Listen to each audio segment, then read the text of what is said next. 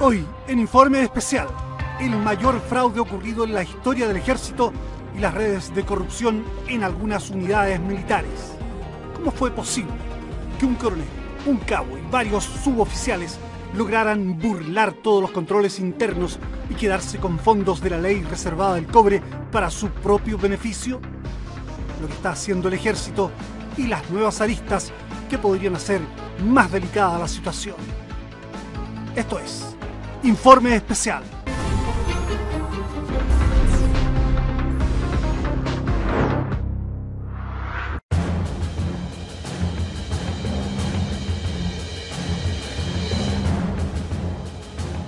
Esta es la historia de un cabo del ejército que pasaba buena parte de su vida en un casino. Consiguió tarjeta Platinum y llegó a jugar entre el 2008 y el 2014 casi 2.400 millones de pesos, equivalentes a unos 5 millones de dólares. Su sueldo mensual era inferior a los 600.000 pesos. ¿Cómo lo hizo? ¿Dónde obtuvo el dinero? Esta es la historia de soldados que tomaron por asalto la ley reservada del cobre, quedándose con recursos que pertenecían a todos los chilenos. Esta es otra inaceptable historia de corrupción en una sociedad ya sacudida hasta la náusea y herida hasta el hueso por purulencias de venalidad y latrocinios. Esta es la historia de una ley fuera de control, de recursos que podrían haberse usado no solo para la necesaria defensa de la nación ante amenazas foráneas, sino también para construir los hospitales prometidos en la campaña presidencial pasada o para lograr la gratuidad en la educación superior. Esta es una historia de firmas falsificadas, de proveedores sinvergüenzas, de coroneles y generales negligentes y de ciertos suboficiales tan ladrones como algunos de sus jefes.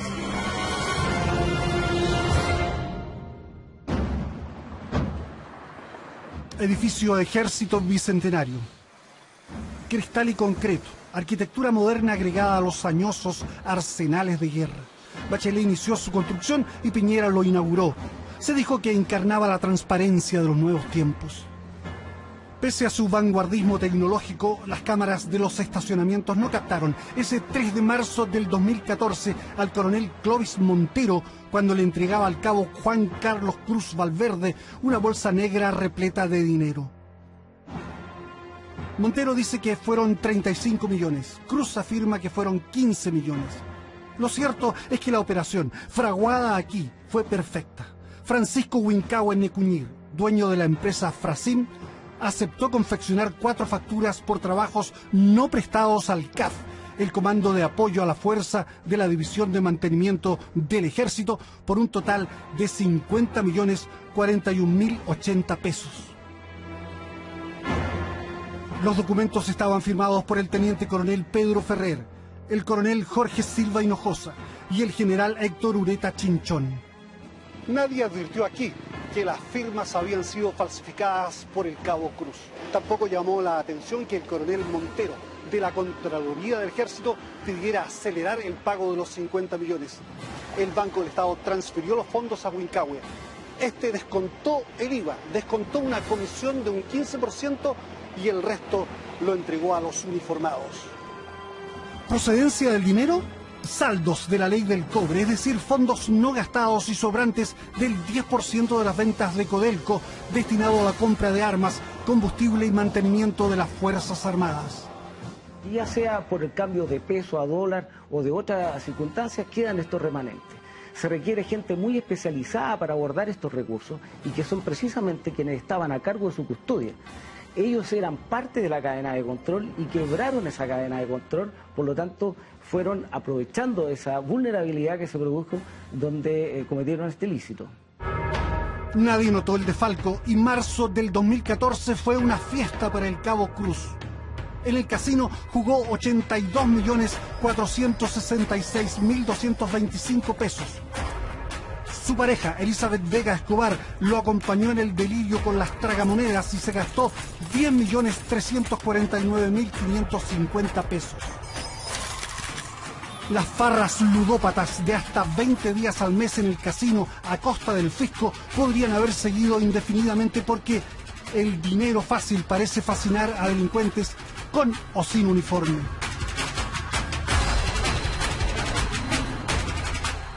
Dos semanas después de la exitosa operación, Montero y Cruz reincidieron concertándose nuevamente para meter mano en los fondos del cobre. Sin embargo, algo ocurrió en ese edificio de acristaladas transparencias. Esta es la factura 013234 del 18 de marzo del 2014 por 5.435.100 pesos emitida por Frasim. Registra la compra de caliper de frenos, juegos de balatas y ejes palieres traseros para el ejército. En el reverso firman la recepción de los repuestos el general Héctor Ureta, comandante de la División de Mantenimiento, el coronel Jorge Silva, jefe de la unidad, y el teniente coronel Pedro Ferrer Laguna, jefe del Departamento de Vehículos Motorizados a Ruedas. Montero obtuvo esta y otras 5 facturas truchas nuevamente con Wilcahue. El cabo Cruz las llenó y el coronel apuró el pago, llamando a la tesorería del ejército. El coronel y tesorero Samuel Poblete Alfaro las aprobó y autorizó el pago de 53.041.750 pesos.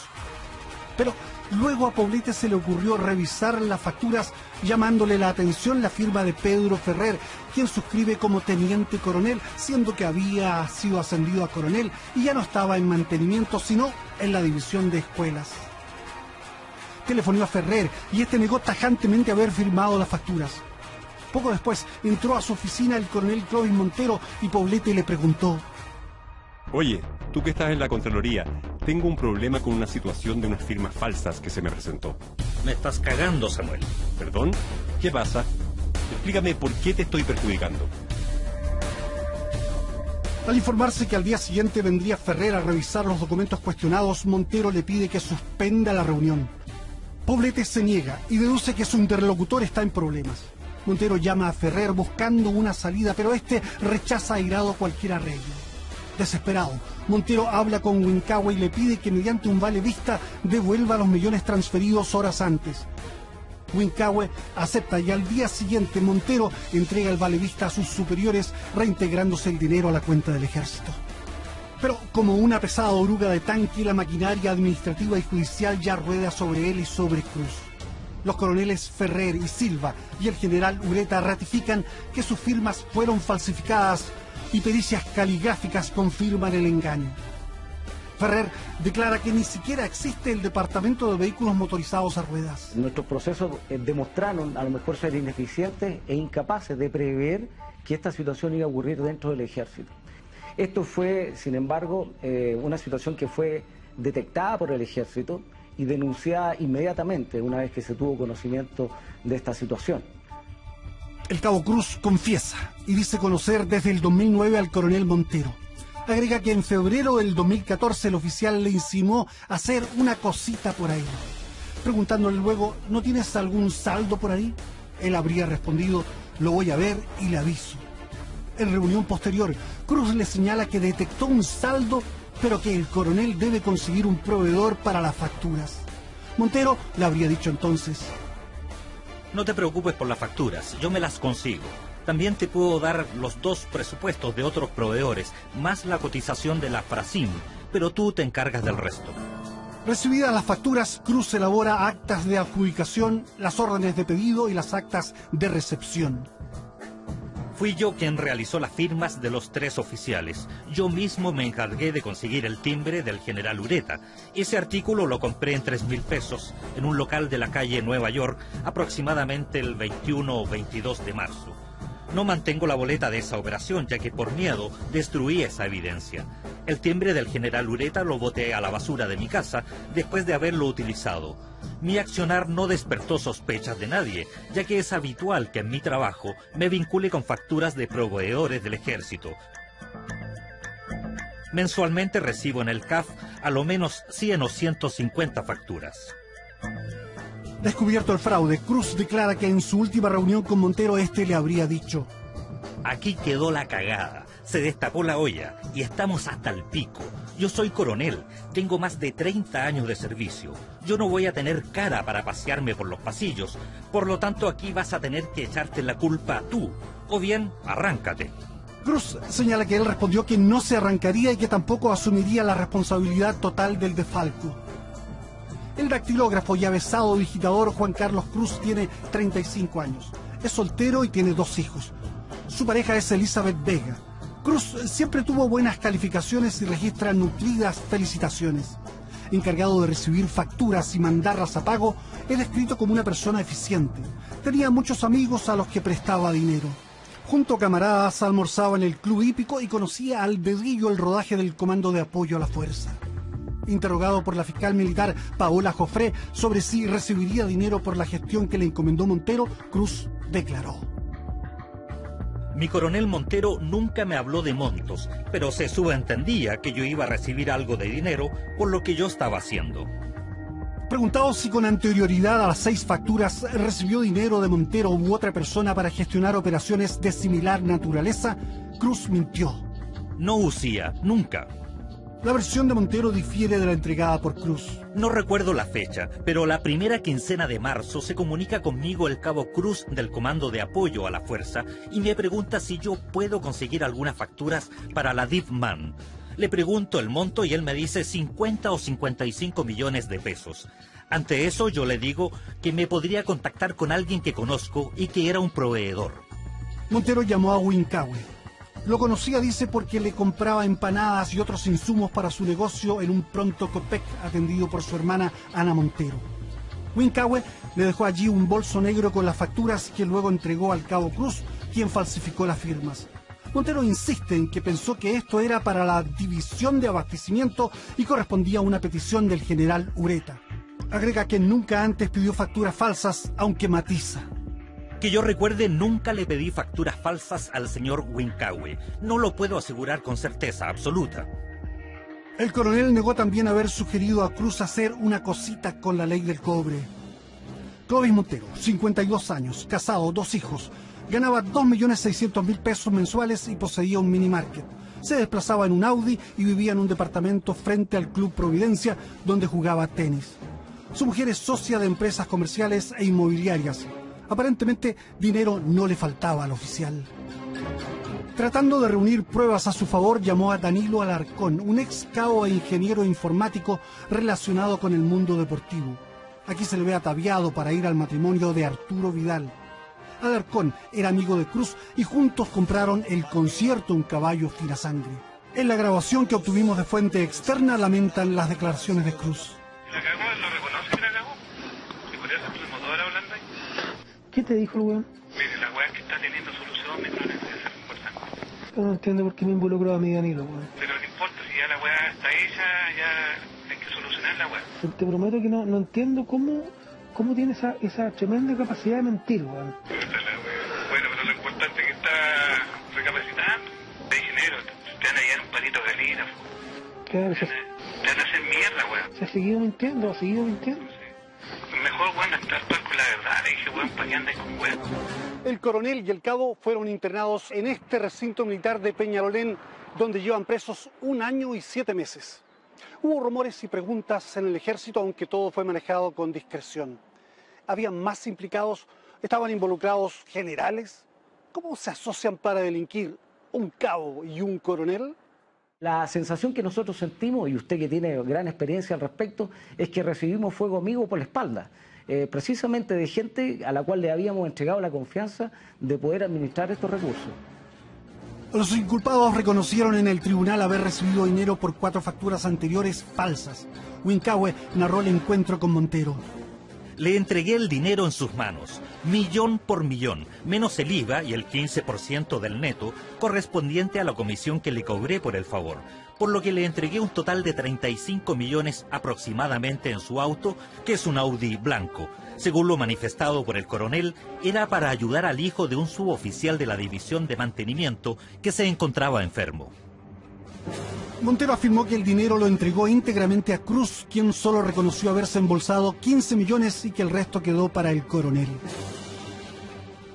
Montero grabó una conversación que tuvo con su amigo el general Joso Santich. La grabación la obtuvimos de fuente externa. No, yo te creo. Te creo, bueno. A pesar de que, como están dados los antecedentes, no debería creer. debería tener el derecho a la duda. Pero conociéndote, weón, y sabiendo las espaldas que tenés, weón, espalda me refiero a que cuando te da esa cantidad de plata, ni un peso, ni la mitad como te dice el cabo, no lo creo. Acá picaste por buena persona. ¿Ya? Si esto mismo te lo hubiese pedido Fernando Grossi, se hubiese arreglado entre caballeros. Me explico, weón. Oficial con oficial, weón, puta para la weá, pero usted me dice como un cabo, weón. Y cada vez que se meten los cabos en esta weá, la weá revienta. Cada vez que hay cabo metido, esta weá revienta, weón. Porque el cabo no es. El cabo piensa como cabo, weón. Weón no tiene nada que perder. Pero vos, weón, tenés familia. Tenés una vida hecha, weón.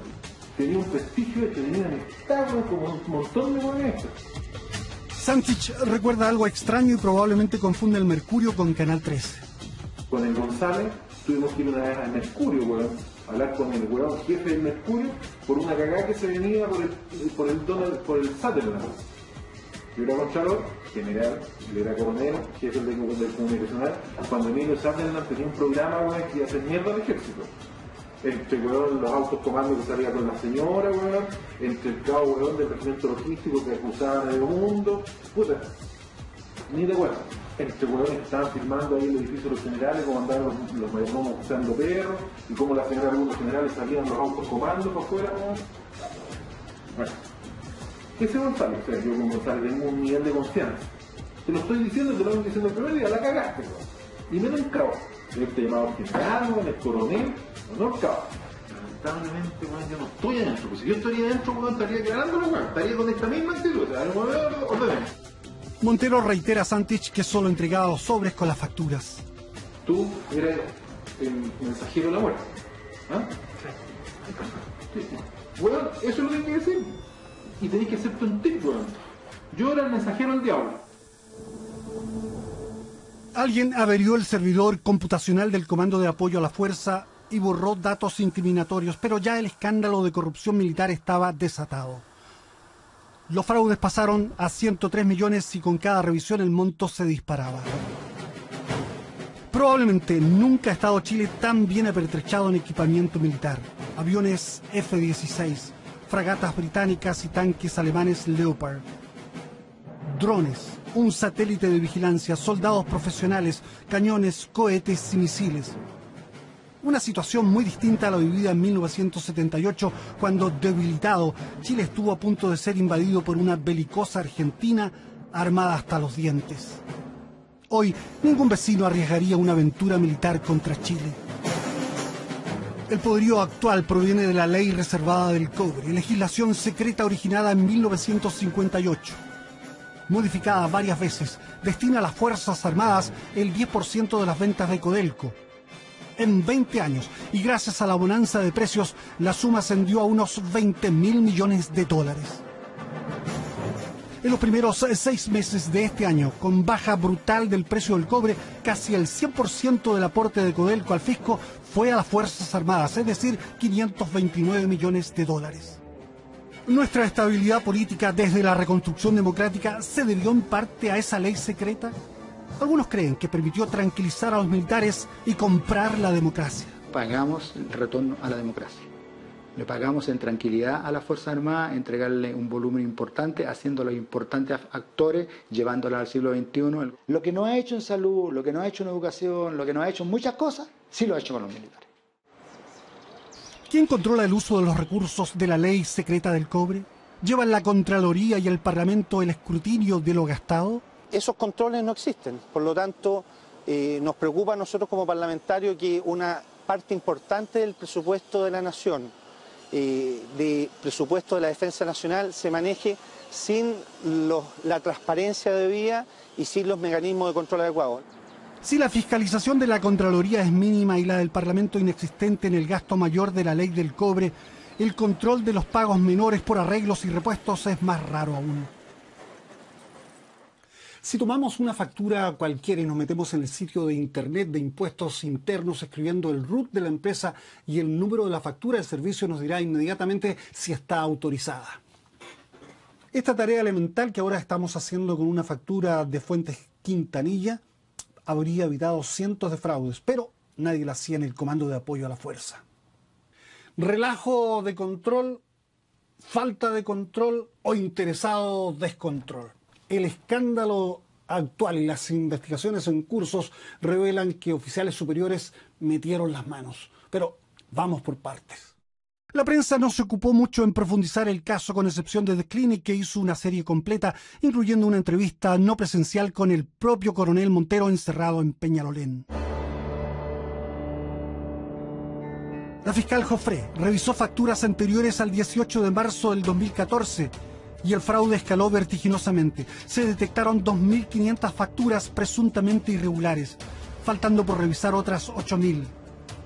El fraude subió a 1.400 millones y luego se empinó sobre los 2.500 millones y siguió ascendiendo. Los proveedores se repetían: Francisco Wincahue, Raúl y César Fuentes Quintanilla, Waldo Pinto. Se emplearon facturas ideológicamente falsas de impuestos internos como esta, la 13238 de Wincahue Necuñir, por un servicio no prestado. También estaban las facturas materialmente falsas, es decir, no autorizadas por impuestos internos, como la 39683 de Raúl Fuentes Quintanilla. Bastaba consultar a impuestos internos para detectar reiterados fraudes, pero nadie lo hizo.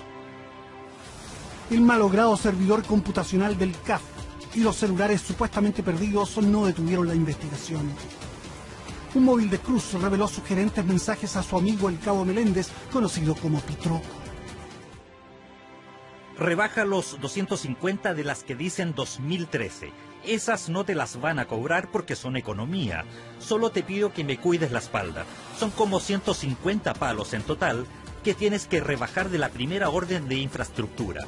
Son como 400.000 y algo dólares que no te van a cobrar porque la DIFE, la Dirección de Finanzas del Ejército, cubrió todas esas lucas, pero los jefes creen que se van a cobrar. Es una cartita bajo la manga. Aludiendo al coronel Montero, Cruz hizo el 20 de enero del 2014 un críptico encargo a Meléndez. Oye, weas, llama al cojo para que te traiga hoy el barco. Pasan los meses y por la oficina de la fiscal militar desfilan uniformados de distinto grado. A los dos arrestados se agregan la sargento Millaray Simunovich, secretaria y cercana al general Héctor Ureta, los suboficiales Miguel Escobar y Claudio González Palominos. El ejército no protege ni oculta ningún antecedente. Cada uno en forma personal tendrá que responder ante la justicia de acuerdo a lo que la justicia determine como grado de responsabilidad. En diciembre del 2014, el comandante en jefe del ejército, Humberto Oviedo, ofició al ministro de Defensa, Jorge Burgos, que 3 proveedores cobraron facturas no autorizadas y que otras correspondían a empresas con término de giro o denunciadas por suplantación y pérdidas de documentos. Solicitamos entrevista con el ministro del Interior. Queríamos saber por qué esperó 8 meses para solicitar informes sobre este escándalo militar y si hubo desvíos de fondos de la ley reservada del cobre a campañas políticas. Problemas de su agenda impidieron el encuentro. Desde el Casino Monticello surgió el detallado y desopilante historial de lo gastado por Cruz y su pareja. En noviembre del 2008, el Cabo juega y pierde apenas 54.000 pesos. En enero del 2009 pierde 558.000 pesos, cifra que corresponde a su sueldo mensual, y ella 32.000 pesos. Un mes después, Cruz pierde más de 2.400.000 pesos. De ahí en adelante, no jugará menos de 1 millón al mes. En septiembre pierde 10 millones de pesos. Desde abril del 2011, el juego y las pérdidas de Cruz alcanzan una progresión delirante, llegando a jugar 248 millones de pesos en un solo mes, julio del 2013. Cruz iba al menos 2 días a la semana al Monticello. Tenía estacionamiento reservado, tarjeta preferencial y comida gratis en el restaurante. En 6 años jugó 2.328.728.789 pesos. Ganó 177 millones y perdió más de 600 millones, una suma que habría juntado con su sueldo luego de trabajar 89 años. En su declaración a la fiscal declaró: Perdí el valor del dinero, perdí la dimensión de la cantidad de dinero que aposté, no me acuerdo. Empresarios que profitaron de la ley del cobre terminaron confesando. Ahora cambió de nombre. pero este era el taller oficina de Frasim de los hermanos Huincahue Ñecuñir. Francisco, emisor de cientos de facturas falsas, no habló con informe especial, pero en la PDI declaró ser una persona modesta que vivía en un pasaje de San Bernardo con pocos bienes. Algunos, como su celular, los había perdido. En Facebook, su hermano no disimula sus logros: parcela, casona nueva, gran piscina y quincho.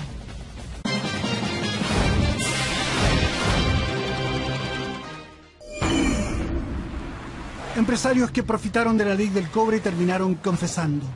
Ahora cambió de nombre, pero este era el taller oficina de Frasim de los hermanos Huincahue Ñecuñir. Francisco, emisor de cientos de facturas falsas, no habló con informe especial, pero en la PDI declaró ser una persona modesta que vivía en un pasaje de San Bernardo con pocos bienes. Algunos, como su celular, los había perdido. En Facebook, su hermano no disimula sus logros: parcela, casona nueva, gran piscina y quincho. En un chequeo de la PDI, el empresario Raúl Fuentes Quintanilla, ahora eliminado de los proveedores del ejército, registraba facturas truchas por 400 millones. Capellán, la empresa de su hijo César Fuentes Campuzano y a la que corresponden estas imágenes, también aparece con facturas por más de 400 millones. Preguntado sobre la empresa de su hijo, su padre respondió a la pregunta del tribunal: no me acuerdo, no sabría decirlo, no me acuerdo, no lo sé. César Fuentes Campuzano, después de pensarlo unos días, no recibió para mostrar los dos atareados talleres de capellán. Declara que no tienen nada que ver con los ilícitos de su padre.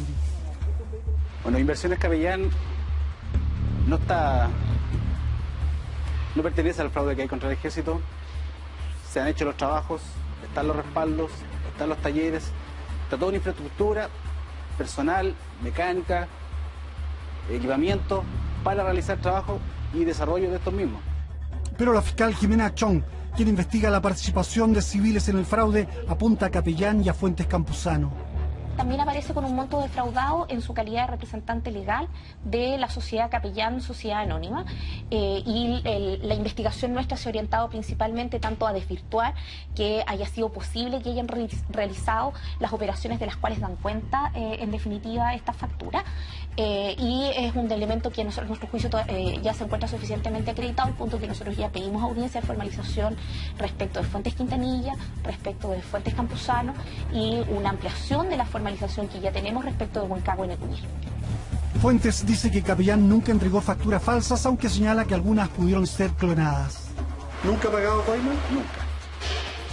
Nuestra política siempre ha sido bajos costos, bajos precios, lo que no a muchos les gusta. En uno de sus talleres aún se pueden ver transportes militares. Probablemente serán los últimos en reparación. El ejército lo eliminó de su lista de proveedores.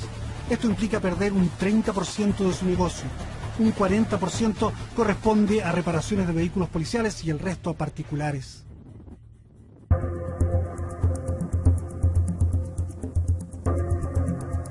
Arica es una ciudad con fuerte presencia militar y material de guerra que requiere mantenimiento. Aquí funcionaba el modesto taller de Waldo Pinto, otro proveedor del ejército. Formado como armero artificiero, Pinto se vinculaba con los regimientos, emitiendo facturas por decenas de millones de pesos. Me parece absolutamente inconsecuente, increíble, incoherente que empresas de esta naturaleza puedan prestarle servicio al ejército dentro del ámbito de la ley reservada. Para el ejército, trabajar con pequeñas o medianas empresas era parte de una política impulsada por el propio Estado. Y el ejército obviamente no discrimina, sino que se hace parte de un sistema para beneficiar a las pequeñas y medianas empresas de tal forma de que puedan, como le digo, mejorar en sus negocios. Nosotros no tenemos acceso a la persona, al taller, etcétera, sino que simplemente ellos son parte del sistema de licitaciones.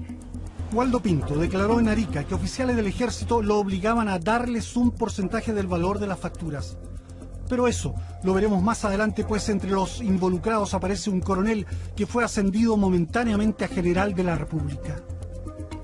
En octubre de este año, el ex tesorero del Estado Mayor del Ejército, coronel Clovis Montero Barra, declaró que hay un aparato de defraudación en el ejército. Confeso de participar en 2 operaciones fraudulentas, acusó que civiles y uniformados han gastado dinero de los fondos del cobre en casinos, propiedades, caballos y fiestas. Yo no me imaginaba lo grande que era el desfalco y la cantidad de proveedores involucrados, dijo Montero, revelando irregularidades en el área financiera del ejército para pagar favores a generales y coroneles. El daño documentado al fisco aumentó exponencialmente, 3.300 millones, motivo suficiente para que Omar Astudillo fuera nombrado ministro en visita. El Consejo de Defensa del Estado ampliara la querella contra los autores y el Ministerio Público designara a Jimena Chong para perseguir la responsabilidad de civiles.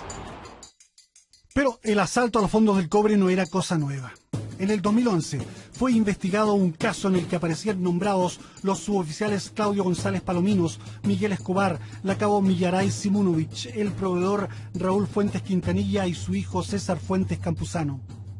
El coronel de inteligencia Miguel Cantalops propuso la revisión de los procedimientos de control y sacar de la división de mantenimiento a Simunovich y a González. Cantalops fue ignorado y los suboficiales siguieron en sus cargos.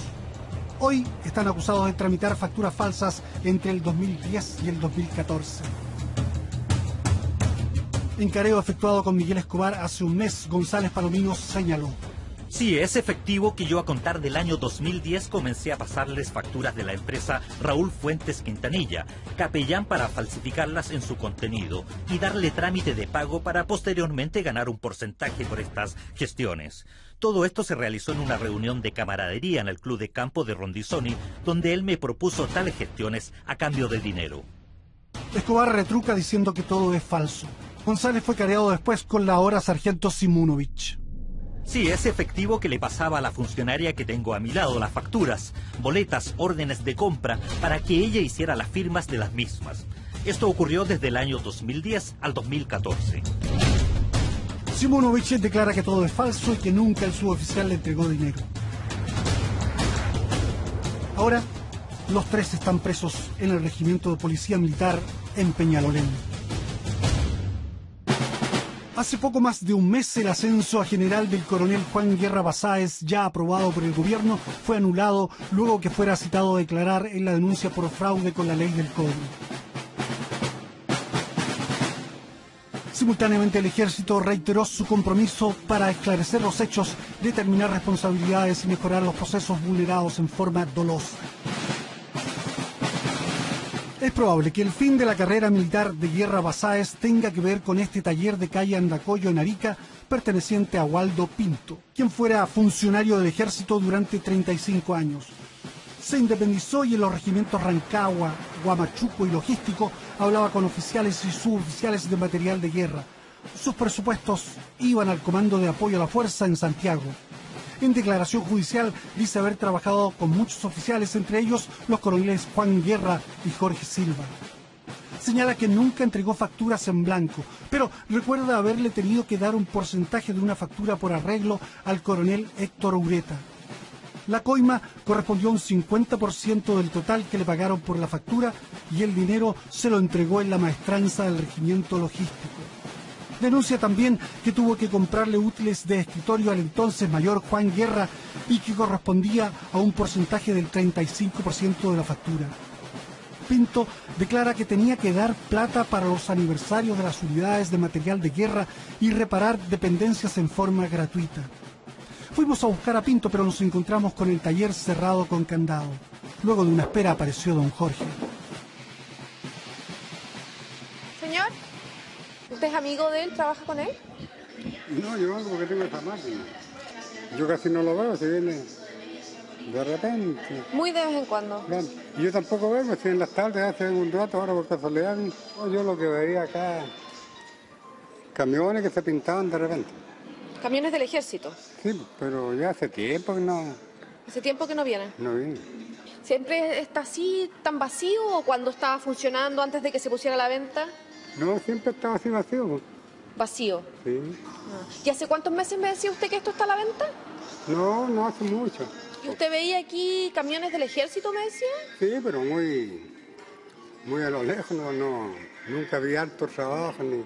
¿Qué venían a hacer aquí los camiones del ejército? ¿Qué trabajo se les hacían? Se pintaban. ¿Usted no ha visto a don Waldo en el último tiempo tampoco? No, yo hace varios días que no lo veo. El ex militar y ahora empresario declaró ante el fiscal. Restauré una cantidad de 7 camiones Unimog que estaban botados, pero se recuperaron en forma general para arriba, íntegramente, incluyendo todos sus componentes. El capitán Pasalacqua, que se encontraba en operaciones técnicas, me exigió dejarle un vehículo sin facturar. En plata de ese tiempo eran 7 a 9 millones de pesos. Yo le entregué el vehículo sin facturar y ellos recuperaron la plata, pero nada me dieron a cambio. Después, cuando estaba terminado el proyecto, este capitán me exigió que le fabricara un carro rodante para su auto porque se iba de vacaciones. Como le puse problemas porque para mí era casi imposible, al poco tiempo fui casi expulsado de la maestranza. Perdí mi fuente de trabajo. Luego tuve acogida en el regimiento Rancagua por intermedio del mayor Carrasco, de material de guerra. Luego de esto, al mayor Carrasco le daba porcentajes de dinero que me pedía gradualmente por el hecho de darme trabajo. Siempre era un porcentaje de la factura. En sus vacaciones tenía que pasarle un palo o 2 palos. Siempre le pasé la plata en efectivo. Para el fiscal Chong, Waldo Pinto y los militares participaban en un cohecho. Cada vez que recibía un pago o a cambio de la asignación de trabajo, él tenía que entregarle a distintas oficiales del ejército determinadas sumas de dinero. Pinto montó su propio taller en el 2011, pero el sistema seguía igual, pues las facturas iban a Santiago, donde ya se encontraba trabajando el coronel Guerra, al que conoció como mayor. Ante el fiscal, Pinto declaró: debía darle plata a Guerra por dichos trabajos, la cual se la depositaba en su cuenta corriente de Arica, en el Scotiabank, o bien se lo pasaba en efectivo cuando Guerra venía a ver a su padre en Arica. Más o menos por trabajos le pasaba 2 millones o 3 millones por proyecto. Si era un bus le pasaba aproximadamente unos 500.000 pesos. Si era un proyecto de 4 o más camiones, le pasaba 1.500.000 o 2 millones, y en las cocinas de campaña, como Antofagasta y Calama, era de 2 millones de pesos.